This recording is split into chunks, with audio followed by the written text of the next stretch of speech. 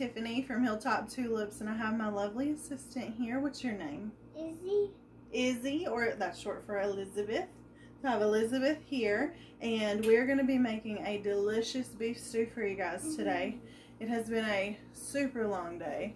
It's cold outside.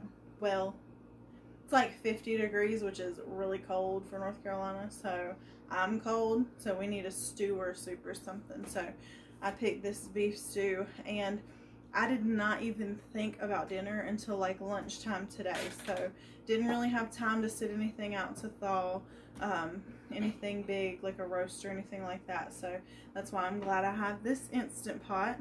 So we're going to be making it. I love your braid. She loves my braid. Okay. We're going to be making beef stew in our Instant Pot. So let me grab everything and we will get started. Alright, so I have my meat here for the beef stew. Now, a money saving tip for you guys that you can use when you have an Instant Pot.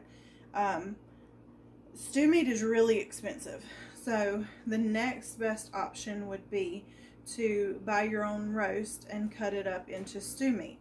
Well, usually you would use like a chuck roast or bottom or round. You would look for those words to purchase your roast and go ahead and cut that up for stew meat.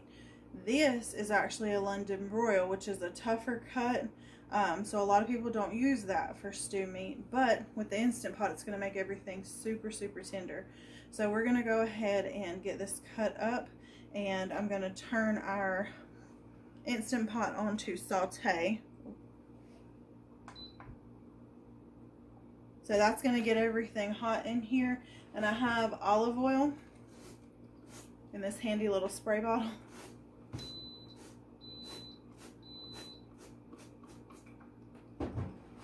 So we're just going to get the bottom good and coated with that olive oil, and I'm going to go ahead and start slicing up our meat. Mama, yes, ma'am. can I cut with you? Not right now, baby. Why? You can't cut. I thought that.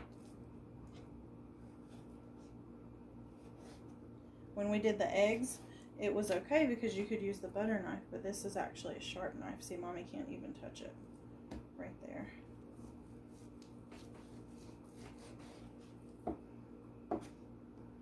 And this roast is actually still a tiny bit frozen, but that's okay. It's still going to cook fine in the Instant Pot. Mama, can I taste it? Oh no, this is raw meat, baby. You can't eat raw meat. Why? Runaway meat. Once it's cooked, you can taste it. Right now, it might make you sick if you eat it. Can't eat raw meat. You might feel like you're being raised by wolves, but we're not actually wolves. Come here. Mommy and Izzy. Mommy and Izzy. I need my other lovely assistant to sharpen my knives.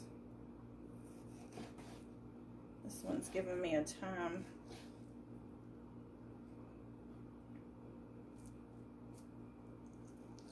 Am I the only one that likes to cut it into a square? I know that's probably weird. Oh my gosh, I can't use this knife. It's too dull. Tearing my stew up. I'll be right back. Don't touch that. Right. You got a great one. This one's actually smaller, but it was sharpened more recently, so I feel like, there we go. That's better. A little bit. Why is it slimy? It's not slimy. That's the fat in the meat. That gives it flavor. Oh. You mean I don't have a... Fingers back. There we go. You mean I don't like a flat one. I love you, Let's smell our olive oil over here. I smell it too. It's getting ready. It's getting ready if no sugar's in it. I'm going to do it upside down. You are my favorite. Now, a London broil doesn't have a lot of marble in it. Doesn't have a lot of fat in it. And I think that's also why people don't use it. Your chuck roast or a bottom roast is going to give you, it's going to have more marble in it, more fat. So you're going to get more flavor that way. But we are going to have plenty of flavor. I'm going to add plenty of seasonings and things like that. So we will be just fine. There's a few pieces that are a little bigger. I found one. This one, you want me to cut this one again? Yes. That's kind of small, but we'll do that. Alright, so our meat's all chopped up. Our olive oil's really warm and ready to go here in the Instant Pot. So we're just going to dump it in. It's going to be sizzly. Can I dump it in with you? Alright, let's go ahead and dump this in. Oh. It's just here. We got it. Sorry, me. Alright.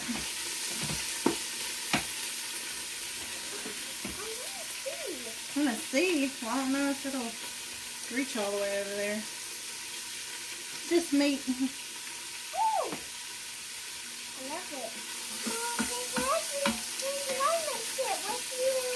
Not yet. Fine. Because I don't want you to burn yourself. Then how about the cold and then we can mix it with you? Yeah, once it's cool you can. Alright, so you want to go ahead and spread it out into an even layer and let it start to brown in this olive oil.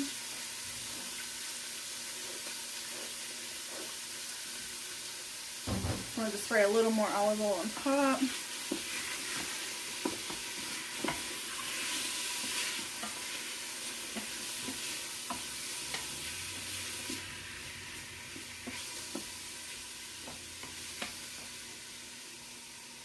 Okay, so for our seasonings, let me wash my hands really quick. I touched that meat. Okay, so we have the meat in here browning. We're going to just put our seasonings. What? I want to do it with you. Don't touch this because this starts to get hot after a while, okay? Okay.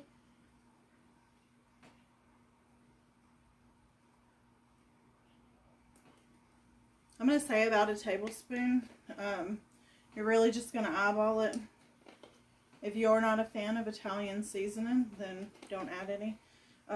But this has a lot of seasonings that are good for stew in it. What's in it? Marjoram, thyme, basil, rosemary, savory, and oregano. So, oh, I love this one. that's your Italian blend. This is garlic powder. There you go, which I use in everything. Again, about a tablespoon. And think of it as your seasoning the stew itself right now, not necessarily just the meat, because this might seem like a lot of seasoning for just the meat, but it's going to be in a stew. So you can add more seasoning to the stew after it's cooked, but you're going to get the better flavor if you cook it. Well, your little palms must be sweaty. You're going to get the better flavor if you cook it with the meat. So onion powder, no, if you got sweaty palms, we're going to do it this way. I know how to do it. I know you do. Okay. Onion powder. Can I do it? Got my pepper mill loaded. Can I do it now? No, please wait.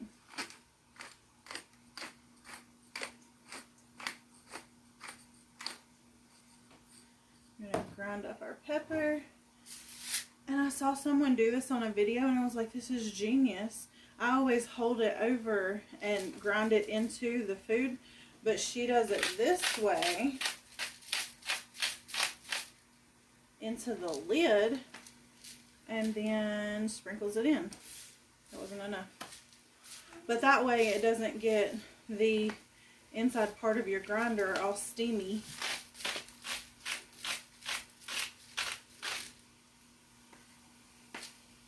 There we go. That'll work. And this is just pink Himalayan sea salt. So we got all our seasonings. Mix, mix, mix. And we're just getting it good and browned before we actually cook it. So Mama, you didn't let me do it. I know I said you can't do this part, baby.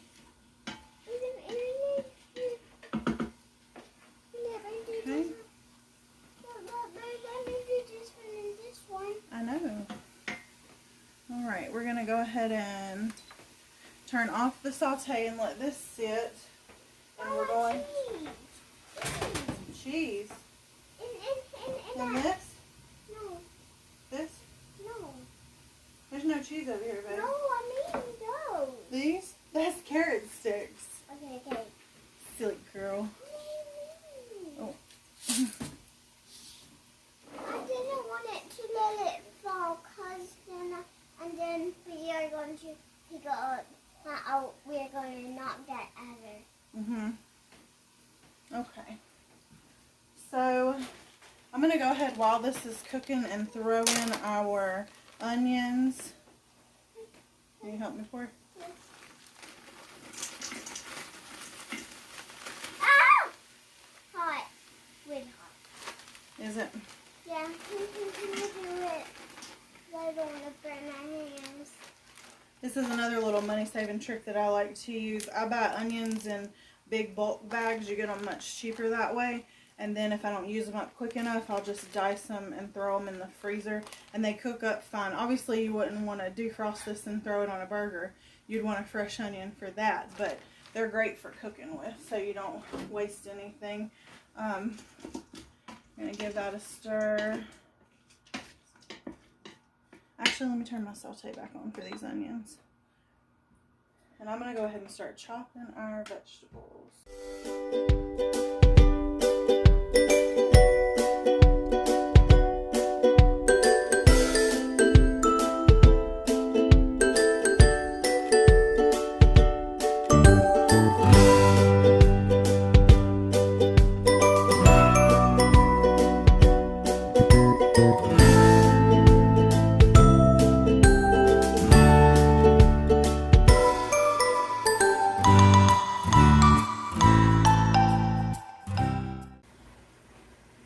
Alright, I'm back. I have my potatoes all cut up. My little assistant got impatient because she can't cut, so she ran off and left me. We're going to go ahead and dump. I cut about 5 medium to large potatoes. I'm going to get those in. I put the onions in, so I've still got it sauteing. But that's just fine. Okay, stir that up a little bit. Now, money-saving tip for you. The baby carrots are a little more expensive than regular carrots, so I just buy regular carrots and then cut them into carrot sticks for the kids' lunches.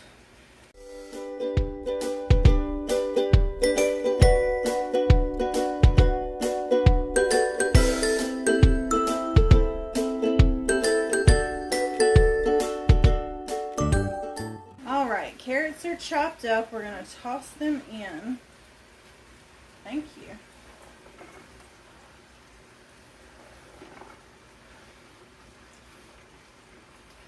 Okay. So.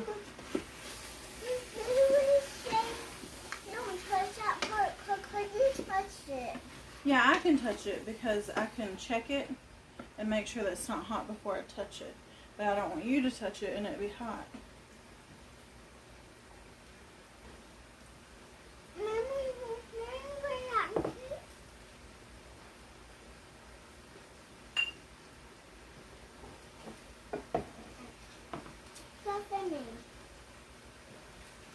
I'm gonna do this. Okay. So for the rest of our ingredients, I'm going to be throwing in the garlic.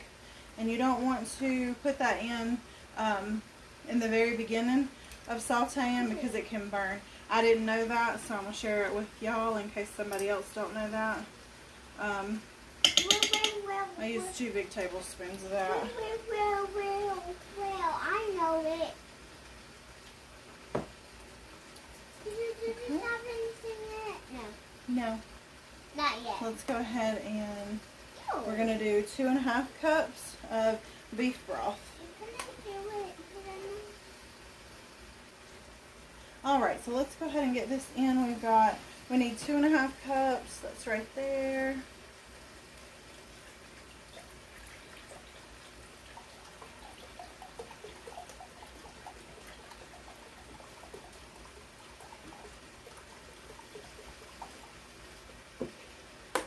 Alright, so we'll stick that in the fridge. Go ahead and throw in some Worcestershire sauce. That's probably not how you say it. That's okay. Can you help me? Yeah. I'm going to shake some in here. Okay. Enough. Really enough. I really like this stuff. Okay. We'll Wait. call that enough. I just said enough. There we go. It's weird doing this opposite. Okay, so So yummy. I'm going to go ahead and pour my beef broth and Worcestershire sauce in. I saw. Mm-hmm. You socked it. Yep. Great job. My cake. Oh. And then I'm going to do about half a can Tomato. of tomato sauce. So this is 6 ounces. We're going to use about 3 ounces of tomato sauce. All right. So we are ready. I think you put so much in there. You were really doing good at this.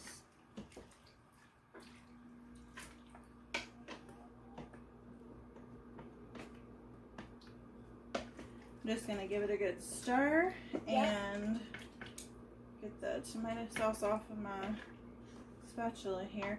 You're going to want to make sure you go all the way across the bottom and make sure nothing is stuck. I guess that would be like deglazing a pan kind of, because if anything is stuck you might get a burn warning on your Instant Pot. Alright, so we got the sides wiped down. We've got the stew in here ready to go. We are going to cook this for 4 minutes. Now the saute got the meat cooked pretty much, like it's cooked enough to eat, but we want to get it tender and we want to get our vegetables tender. So the first little sound lets you know the lid is on. The second, when you turn it, lets you know that it's locked. Okay, so we're going to make sure this is on sealing instead of venting. You want to seal it so it'll be able to build up pressure and cook your food. If it's on venting, then all the pressure is just going to keep coming out of the top, and that's not going to cook your food. So we are going to do manual 4. And then we will let this set.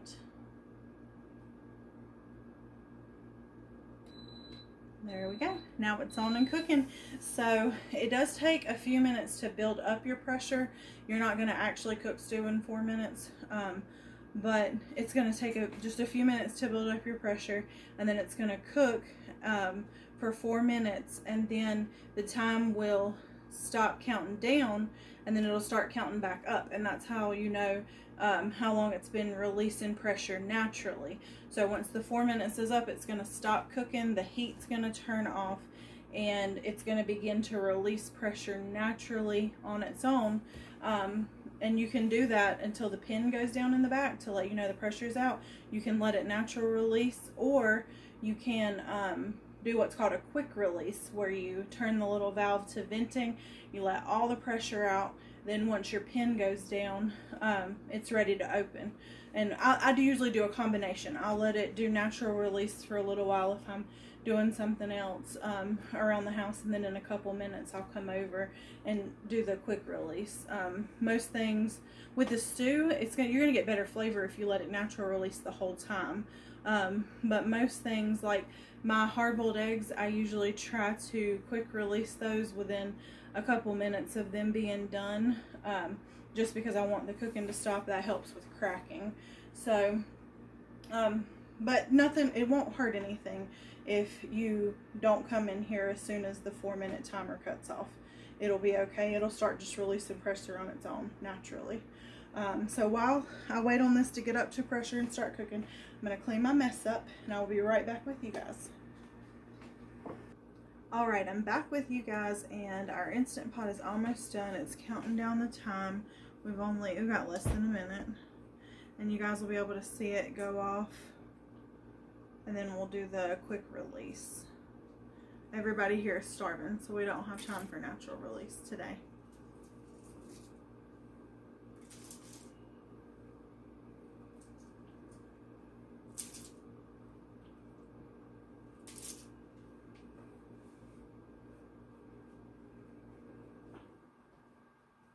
Longest minute ever.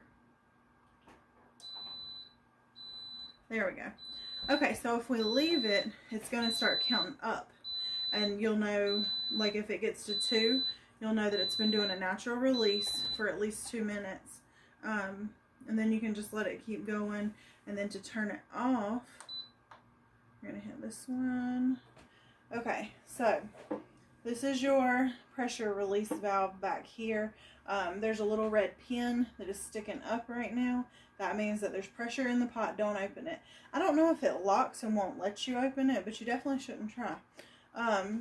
So we're going to turn it to venting. It's going to release all the steam. The little red pin is going to go down, and then we will be able to open it. So I'm going to go ahead and turn it now. That was a good one. It smells so good. I wish you guys could smell this.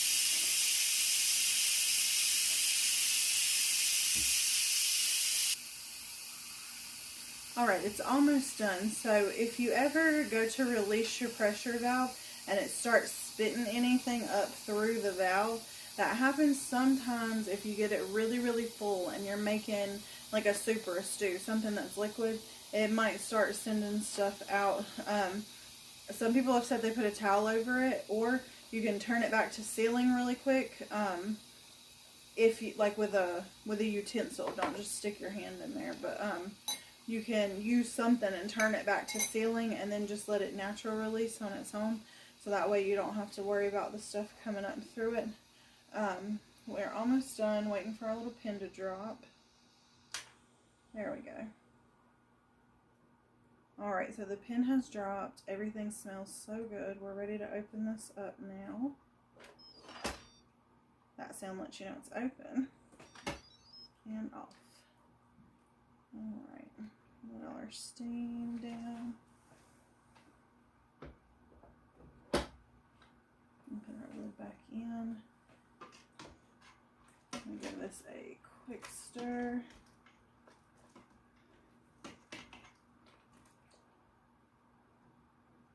Yes, everything is really tender. Everything is cooked all the way and it smells delicious. So I'm going to go ahead and get me a bowl right now. Here we go. So can you guys see that? Got our potatoes, carrots, all of our seasonings, our beef.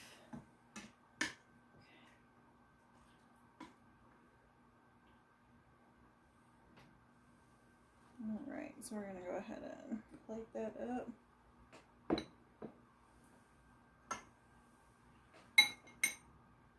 I want to taste the meat and see how tender that is.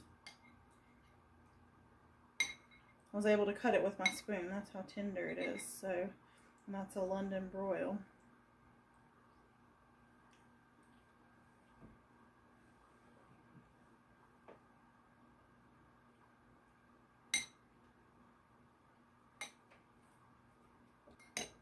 That is delicious. Alright, thank you guys for joining me.